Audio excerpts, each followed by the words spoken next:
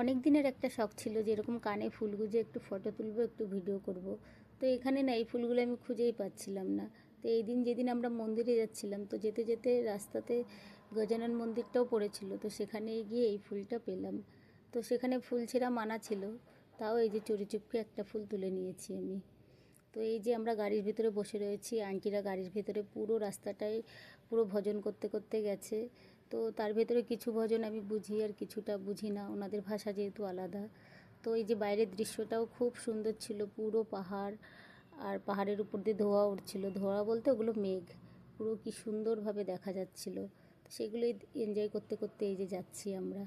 তোমরা একটু শুনে নাও আন্টিদের গলায় ভজন কীরকম आंटीरा गाय करो फिर से करो भजन सुन रहे हैं मेरी फ्रेंड। अच्छा जय जय करो।